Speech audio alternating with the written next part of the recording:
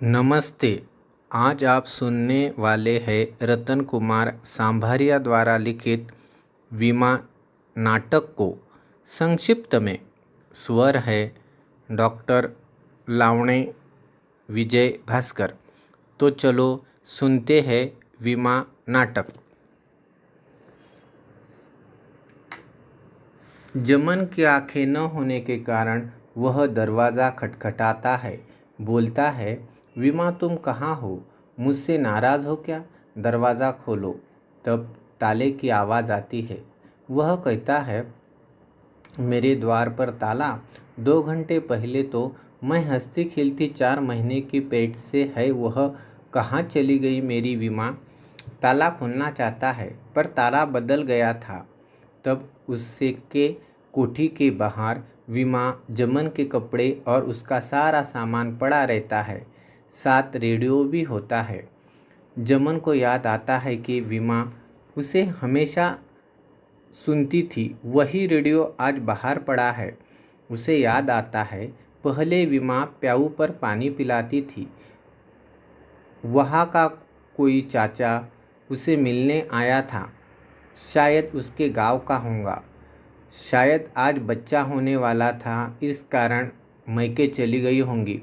पर मुझे बताकर क्यों नहीं गई? विमा ने होने वाले बच्चे के लिए गुड़िया खरीदी थी। उसे ही वह पूछने लगता है। उसे रुलाई आती है। रात के 10 बजे थे। मेन गेट भी बंद होता है।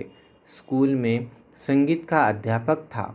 आज उसे प्रार्थना के समय बुलाया नहीं गया। उसे बारामदे में स्कूल अध्यक्ष श्यामाजी का अंगोछा मिलता है। तब विमा गायब, बाहर नया ताला, श्यामाजी का अंगोछा। वह मुट्ठियाँ भींचती और छड़ी टेकता श्यामाजी के ऑफिस में आता है। जमन के आंखें गीली थी। वह बताता है, कल श्यामा से विमा घर नहीं आई। कलीजा फटा जा रहा है। नेत्रहीन है वह, कहाँ गई होंगी? श्यामा जी कहते हैं, जैसे पाई थी वैसे गुम हो गई। सब क्लास के नेत्रहीन बच्चे तुम्हारा इंतज़ार कर रहे हैं। चलो तुम्हारे क्लास तक छोड़ आता हूँ। तब जमन सिर्फ विमा की रट लगाता है। तब श्यामा जी कहते हैं, मैंने निःशक्तों के लिए सामूहिक विवाह का आयोजन किया है, उसका फॉर्म भर दो और उसमें अपनी जाति जरूर लिखना। तुम्हारी क्या शादी थी? तुम किसी निःशक्त लड़की के साथ शादी कर लो, वह तुम्हारी जात बिरादरी की होनी चाहिए। तब जमन बोला, मुझे विमा चाहिए, उससे मैंने कोर्ट मैरिज किया, वह मेरी अर्धांगिनी है। तब श्यामा जी कहते हैं, दूसरी लड़की वाले दहेज देंगे, मैं पगार बढ़ा दूंगा। पर जमन नहीं सुनता। तब श्यामा जी कहते हैं, वह ज़मींदार तू फाका मार, वह सिर तुम चरण, शर्म आनी चाहिए तुम्हें। उसने तुम्हारी जात जानते ही अपने पापा और भाई को बुलाया और हमेशा के लिए चली गई। जमन कहता है कि मैंने शादी के पहले विमा को बताया था कि मैं अनुसूचित जाति से हूँ। विमा ने कहा, जाति नहीं, आदमी इंसान होना चाहिए जो तुम हो। तब श्यामा जी कहते हैं, उसका ज़मींदार बाप और सर्विसमैन भाई मेरे पास बैठे हैं, चुपचाप तलाक के कागज़ पर हस्ताक्षर करो। विमा ने पहले ही हस्ताक्षर किए हैं। तब वह इनकार करता है, विमा की खातिर मरने से नहीं डरूंगा मैं। मेरी विमा और होने वाले बच्चे को अगर कुछ हुआ तो आप कटघरे में होंगे। जमन एक रिक्शा वाले को बुलाकर सारा सामान उसमें डालकर निकलता है आका के दफ्तर की तरफ। रिक्शा वाला निःशक्तजन कार्यालय उसे छोड़ता है आका के ऑफिस में। वहाँ सभी अपाहिज लोग मिलते हैं। किसी को हाथ नहीं, किसी को पाँव नहीं, कोई नेत्रहीन। सभी अपनी अपनी अर्जी लेकर वहाँ उपस्थित थे। चपरासी से पर्ची भेजी गई। पर आका ने मिलने से मना कर दिया। जमन को क्रोध आया। वह सीधा आका के ऑफिस में घुस गया। तब वह कहता है, श्यामा जी ने मेरी गर्भवती पत्नी विमा को उठवा दिया। वह मुझे वापस चाहिए। मैंने सहायता मांगी तो नौकरी से निकाल दिया। आका कहता है, श्यामा जी सज्जन संवेदनशील इंसान है। वह नेक हर दिल अजीज इंसान है। निशक्तों के लिए तो देवरूप है। तुम्हारे पास क्या सबूत है? वह कहता है, श्यामा जी का यह तौलिया। तब आका कहते हैं, हम निशक्तों के सामूहिक विवाह की तैयारी कर रहे हैं। तुम अपनी अर्जी देकर जाओ।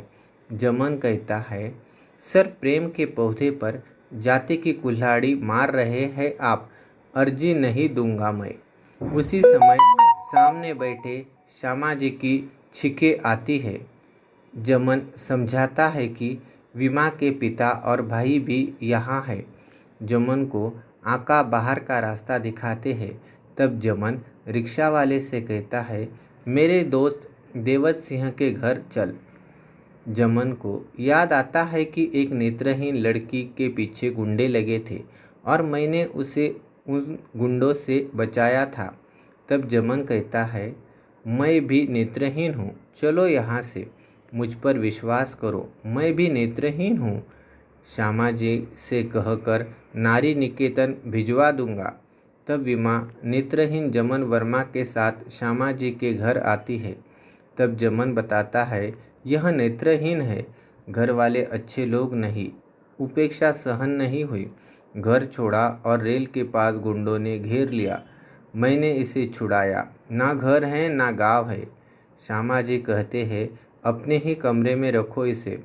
तब विमा पूछती है, आपको वेतन कितना मिलता है? तब जमन कहता है, मुझे कहाँ दिखता है। हस्ताक्षर करवाते हैं और हाथ में 1000 रख देते हैं। क्या करे, बेसहारा को सहारा दिया है। जमन उसके लिए बाहर से खाना लाता है। तब वह रोते रोते बताती है, आज अगर तुम ना होते तो मेरा क्या होता। घर में माँ नहीं, पिता है, 2 भाई नौकरी वाले, एक भाई की पत्नी टीचर है। मैं बच्चों को नहलाना, बर्तन साफ करना, ऐसे कई काम घर में करती थी। मुझसे जो अच्छा काम हो वह मैं करती थी। मेरी शादी एक अधेड़ पुरुष के साथ करना चाहते थे घरवाले लोग, जिसकी पहली पत्नी को बच्चा नहीं था। इस कारण मुझसे शादी कर रहा था वह आदमी। इस कारण ही मैं घर से निकल आई हमेशा के लिए। तब जमन कहता है, मेरे माता पिता ने, भाइयों ने मुझे पाला पोसा और नेत्रहीन स्कूल में पढ़ा लिखा कर पाँव पर खड़ा किया है। दूसरे दिन श्यामा जी जमन के घर आते हैं और कहते हैं, तुम दोनों शादी कर लो। जमन कहता है, मैंने पहले ही बता दिया है, मैं अनुसूचित जाति से हूँ, तुम सवर्ण हो। तब विमा कहती है, मानव है बस। श्यामा जी के ऑफिस में दोनों शादी के बारे में बातें करने के लिए आते हैं। श्यामा जी विमा और जमन को मिठाई खिलाते हैं क्योंकि उनकी शादी हो चुकी थी। विमा बताती है, मैं 8 बरस की थी तब माता निकली और आंखों की ज्योति चली गई। 15 बरस हो गए कुदरत का कहर झेल रही हूँ। जमन को श्यामा जी कुछ ज़रूरी कागज़ टाइप करने के लिए भेजते हैं। तब विमा कहती है, मुझे बच्चा होने वाला है, तुम जल्दी कागज़ टाइप करके लाओ। वेतन बढ़ेगा, बच्चा भी तो आने वाला है। और वह बाहर जाता है। तभी उसी समय विमा को उठा लिया जाता है। देवत सिंह अपाहिज है, पर अंध अपाहिज के लिए काम करता है। उसके पास जमन वर्मा जाता है। देवत विकलांग संघ के अध्यक्ष है। वे दोनों मिलकर थानेदार को अर्जी देने जाते हैं। श्यामाजी ने नेत्रहीन गर्भवती विमा का अपहरण किया है, इस तरह की अर्जी देना चाहते हैं। जमन 2 दिन तक कुछ भी खाता पीता नहीं। तब देवत कहता है, कुछ खा लो। जमन को विमा की याद आती है। तब देवत कहता है, बात यह है कि पुलिस ने श्यामाजी को नहीं बुलाया, FIR तक दर्ज नहीं की। तब देवत बताता है, CC झा को बुलाकर दैनिक बाज में सारा मामला छपवाते हैं और इन सब की पोल खोलते हैं।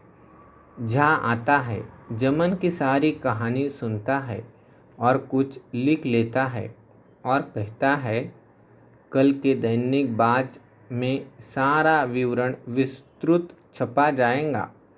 और जमन को शांत करते हुए कहता है, चारों खाने चित्त आएंगे, ऐसा इम्पैक्ट होगा। श्यामाजी के स्कूल का अनुदान बंद हो जाएगा, थानेदार का तबादला होगा और आका की कॉल होंगी। संभव है धुतकार फटकार मिले और सारे कागजात की फोटोकॉपी लेकर जाता है। दूसरे दिन झा के समाचार पत्र में खबर नहीं होती। यह सुनकर जमन को बड़ा दुख होता है। झा श्यामाजी के कार्यालय में आता है। वह कहता है, जमन ने थाने में आपके खिलाफ अर्जी दी है। तब श्यामाजी कहते हैं, विमा सवर्ण और मेरी रिश्तेदार निकली। जमन ने उसे फंसाया है। झा उस पर दबाव बनाता है। तब श्यामाजी उसे रिश्वत देते हैं और कहते हैं, आका अपना, पुलिस अपनी, समाचार अपना, जाने दो जहाँ भी जाए। तब झा कहता है, मेरे एक आदमी का ट्रांसफ़र आका के कार्यालय में कर देना। तब श्यामाजी कहता है, आपका काम देखते ही उसका भी काम हो जाएगा। दूसरे दिन देवत और जमन थाने में आते हैं और कहते हैं, हमारी अर्जी का क्या हुआ। तब थानेदार देवत को कहता है, इस दैनिक बाज समाचार में क्या लिखा है, इसे पहले पढ़ो और सुनो। इस सूरदास को भी सुना दो। देवत पढ़ता है और जमन सुनता है कि एक अंधे ने अपनी जात छिपाकर नेत्रहीन सवर्ण लड़की का अपहरण करके उसके साथ कई दिनों तक अवैध रूप से रहा, अपने घर में उसको रखा, उसके साथ जातती करता रहा और मारने की धमकी देकर ज़बरदस्ती कोर्ट मैरिज की। और लड़की को जब जाति का पता चला तब श्यामाजी ने उसके पिता और भाई को बुलाकर उसे उसके गांव भेज दिया। यह वाक्य सुनते ही जमन रोते रोते दैनिक बाज समाचार पत्र को फाड़ डालता है। थानेदार कहता है, दोनों अपाहिज हो, नहीं तो जेल में डाल देता। चलो निकलो यहाँ से। जमन और देवत आका के दफ्तर के बाहर धरने पर बैठते हैं। उसके कर्मचारियों को अंदर नहीं जाने देते। तब आका कहता है, विमा का और मेरा क्या संबंध, मैं जानता तक नहीं हूँ। जमन कहता है, आपने मेरी पत्नी का अपहरण किया है। विमा का अपहरण। तब आका कहता है, दैनिक बाज में लिखा है, जमन ने नेत्रहीन विमा को जाति छुपाकर शादी की है और आज वह तलाक मांग रही है। यह पढ़ा के सुना दो जमन को। और पुलिस को बुलाता है। तब जमन कहता है, पुलिस सच का गला घोट सकती है, हमारी ताकत को दबा नहीं सकती। पुलिस को जमन उठाने लगती है। तब सारे निशक्त पुलिस को दूर कर देते हैं और आका की धोती इस धरपकड़ में छूट जाती है। देवत श्यामाजी के अंगोछों को और धोती को जमन के पैरों के पास रख देता है। भीड़ में आका भाग जाता है। पुलिस भी शांत रहती है। दूसरे दिन सभी समाचार पत्र में आता है, नेत्रहीन जमन की नेत्रहीन पत्नी को उठाया गया है। दैनिक बाज में भी यही खबर होती है। सारे निशक्त चारों तरफ से आते हैं, नारे लगते हैं। यहाँ तक कि नेत्रहीन स्कूल के सभी छात्र धरना स्थल पर आते हैं। स्कूल को ताला लगता है। एक पाव पर खड़े जमन को आनंद होता है कि अपने साथ कितने लोग हैं। एक गाड़ी वहाँ आकर रुकती है।